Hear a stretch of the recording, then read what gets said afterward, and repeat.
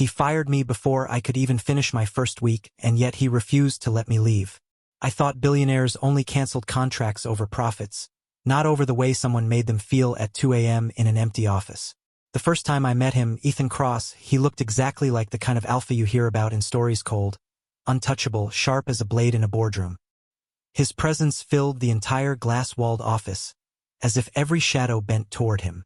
And I was just a temporary assistant, barely worth remembering after my 7-day contract ended. But life has a wicked sense of humor. It gives you the person you shouldn't fall for and then locks you in a room with him for a week. Ethan had hired me because his real assistant was on emergency leave. He said it was strictly business. No strings, no long-term obligations. I was to handle schedules, coffee runs, documents, the kind of work where my name wouldn't matter. And yet, from the first day, his eyes followed me more closely than they should. I caught him watching when he thought I wasn't looking.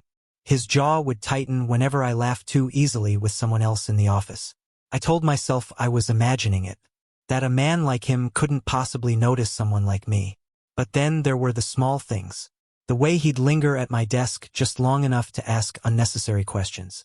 The way he'd lower his voice when he spoke to me, as if every word was meant to slip beneath my skin. The way he brushed past me in the hall, too close, his scent clinging like smoke after a fire. And the way my heart betrayed me every single time. By the 4th day, I was restless. This was supposed to be temporary. I wasn't supposed to care. But the storm broke on Thursday night. We were the last two left in the office, city lights burning outside the glass walls like 1,000 restless stars. I handed him a file, our fingers grazing just briefly, and the silence after felt louder than thunder. He didn't take the file. Instead, he caught my wrist. "Stay," he said. One word. Rough. Uneven. Not at all like the alpha who never lost control. I laughed because I didn't know what else to do. "The contract ends tomorrow. You'll have a new assistant by Monday." He looked at me like the word contract was poison. His grip tightened. "I already canceled it." I froze. "What?" He stood, moving closer until I could see the shadows of exhaustion under his perfect mask. "You think I care about a contract? About 7 days? I canceled it because I don't want you leaving." My chest caved in on itself. Every part of me screamed to run, but my feet stayed. My pulse hammered as if something inside me had already chosen. The next hours blurred into a haze of confession and denial, desire and restraint. He told me he hated how vulnerable I made him feel, that when I walked into his office with messy hair and stubborn courage, he lost his rhythm. That no amount of control in his empire could fix the chaos I caused inside him. I told him he was selfish, that he didn't get to play with my life just because he was lonely in a glass tower, that I wasn't his property. And yet, even as the words left me, my body leaned into his warmth, traitorous and weak. His hand cupped my jaw, trembling with a desperation I never thought a man like him could feel. "Then don't be my assistant," he whispered. "Be mine." It should have ended badly. Stories like these always do. And for a while it did. I walked out that night, heart shattered, mind screaming. I told myself it was lust, not love. Power, not sincerity. That I would never be just another secret hidden behind a billionaire's closed doors. But Ethan Kross wasn't the kind of man who let go once he decided. The next day, he appeared at the tiny diner where I worked my second job. No suit, no mask. Just a man who looked more human than I'd ever seen him.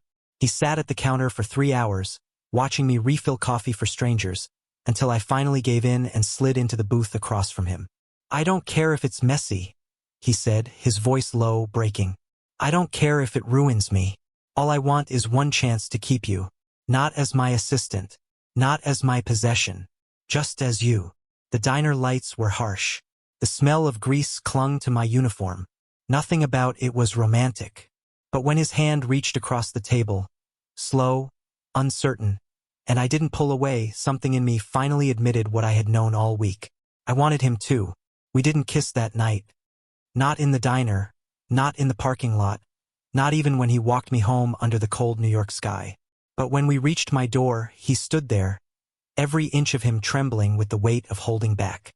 I leaned close, my breath warm against his ear, and whispered the truth that had been burning me alive all week.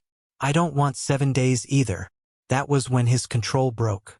His lips found mine, fierce and desperate, and for once I didn't resist. Love isn't neat. It doesn't follow contracts or schedules. It doesn't care if you're a billionaire alpha or a temporary nobody. All it takes is one reckless week, one canceled contract, and one undeniable truth. That sometimes the only thing worth keeping is the one thing you can never plan for. Thank you for listening. Don't forget to like and subscribe to stay updated with the latest videos.